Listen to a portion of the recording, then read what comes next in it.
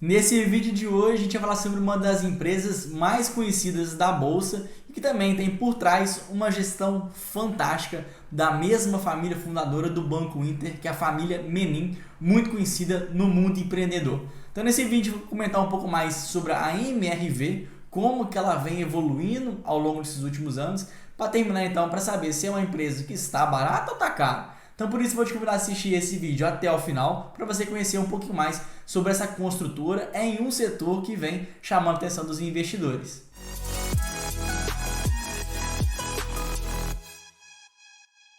Fala aí, investidor e investidora, tudo bem com você? Aquele nosso acordo clássico. Se você gostar aqui desse conteúdo, você vai me retribuir com um like nesse vídeo, uma inscrição nesse canal, porque é assim que você vai me ajudar a crescer e a espalhar esse conteúdo para mais investidores. Estou contando com a sua ajuda. A MRV está entre as maiores construtoras da América Latina, trabalhando aí em mais de 15 estados, em vários canteiros de obras espalhados por realmente boa parte do nosso país. Além do mais, ao longo desses últimos anos, a empresa vem se diversificando, e o que é algo que a gente sempre comenta como positivo, porque acaba reduzindo um pouco o custo e o próprio risco da sua operação. Então, começando com a própria operação Core Business, que foi onde, e ainda é, onde a companhia consegue ganhar mais dinheiro, a gente vê que a empresa sempre teve uma participação muito forte naquela construção de mais baixa e média renda.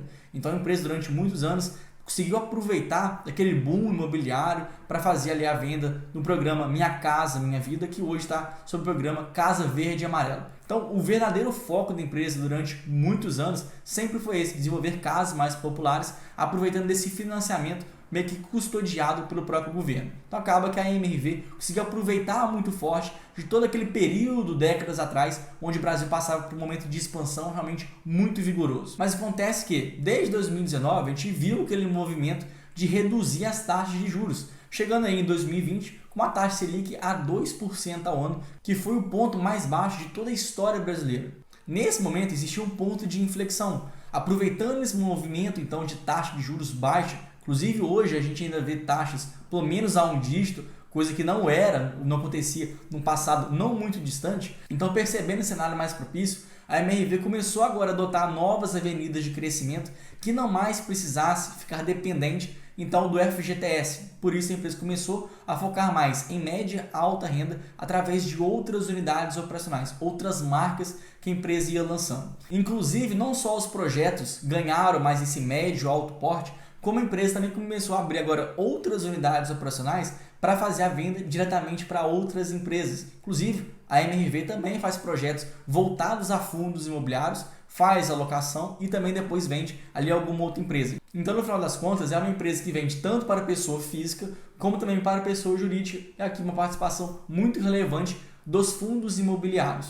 E, para finalizar, que essa outra unidade operacional que foi comprada em 2020, então uma unidade bem nova, bem recente da empresa, que foi através da compra de uma companhia americana. Então agora, olha só, agora a MRV não só atua no Brasil, já em diferentes classes sociais, mas também atua nos Estados Unidos, que é uma economia milhares de vezes mais sólida, mesmo que não tenha talvez o mesmo potencial de crescimento, mas ainda assim é uma moeda forte. Então acaba que a empresa se protege um pouco do risco cambial, da própria oscilação do custo dos materiais de construção, como também desenvolve uma operação em um país que sempre teve a parte imobiliária muito forte. Então aqui de fato é uma operação bem inusitada, a gente não está acostumado a ver as construtoras aqui no nosso país abrindo operação lá fora, mas ainda assim isso merece atenção, porque a companhia também vem atuando forte lá nos Estados Unidos, já vem conseguindo lançar suas unidades, e também tem o mesmo propósito da unidade aqui no Brasil, que é faz a construção e a venda para outros investidores. Então é mais voltado de empresa vendendo para empresa, não diretamente para o consumidor final, para o cliente pessoa física.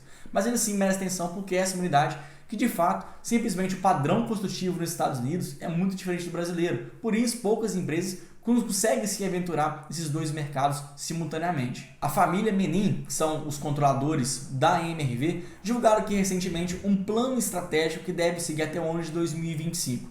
E esse plano, de fato, aqui é bem agressivo, então a empresa espera ter um alto crescimento para os próximos anos. Então, juntando todas as unidades aqui no Brasil e também nos Estados Unidos, eles pretendem lançar cerca de 80 mil unidades a cada ano. Obviamente, ainda a gente vai ver um peso muito forte daquelas unidades de mais baixa e média classe, ou seja, dessas 80 mil unidades que devem ser lançadas, Metade delas deve ser para essa unidade, que seria o core business da própria MRV, mas os outros 50% estão aí divididas nessas classes e em outras geografias.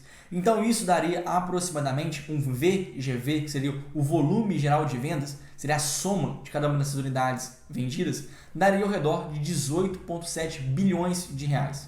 Então, só para a gente comparar hoje o VGV da empresa, da MRV, em 2021 até 2025, isso daria um crescimento anual de cerca de 15%. Ou seja, hoje tem um VGV na casa de 8 bilhões, podendo aí ultrapassar a casa dos 18 bilhões em 2025, que daria de fato um crescimento bem robusto. Aí várias construtoras não conseguem nem mesmo conseguir entregar tamanho e potencial de crescimento. Então aqui a MRV, mais uma vez, a gente reforça a nossa visão, que é uma empresa que está sendo mais agressiva no mercado, que vem expandindo sua linha de operação, não só em setores, em classes sociais, mas também geograficamente. E é muito importante destacar esse ponto da empresa estar se expondo a mais mercados, porque obviamente isso traz novas avenidas de crescimento, mas ao mesmo tempo isso também traz mais riscos. Porque vamos pensar, inclusive nesse vídeo aqui da Trisul, fiz uma análise completa do setor, de como vivia aquele cenário a década passada. Acontece que as empresas conseguiam vender de fato muito. A gente viu várias empresas de construção civil fazendo um IPO na Bolsa de Valores, lá em 2010, 2011, 2012. Tudo que você construía vendia, e vendia super bem. Então havia aquele estímulo a ter cada vez mais construção civil. Então, de fato, aquelas construtoras aproveitaram um momento muito bom. Só que isso começou a subir na própria cabeça das construtoras. Então, vendo que determinado mercado estava tendo um bom retorno, aquelas empresas começaram a expandir para mais locais. Só que a partir de um momento que as empresas expandiram tanto, elas não conseguiam mais gerenciar tantos canteiros de obra simultaneamente. Então as empresas pecaram pelo próprio crescimento exacerbado, cresceram sem organização. Então a gente já vê que existiu no passado recente, há pouco mais de 10 anos atrás, as empresas passaram por esse problema. Então agora a gente vê uma companhia que está expandindo para outro país, com um padrão de construção totalmente diferente do que a gente usa aqui no nosso país, com uma estrutura de crédito diferente, com uma clientela diferente, acaba que é um ponto positivo? Sim, pode ser. Mas ao mesmo tempo isso significa um risco muito exacerbado. Na minha opinião, eu prefiro aquelas empresas que focam simplesmente em uma unidade e é a melhor naquela unidade. Não uma empresa que quer abraçar várias obras ao mesmo tempo, com várias características diferenciadas. Porque percebam, construir para classe baixa é totalmente diferente de você construir uma classe mais premium.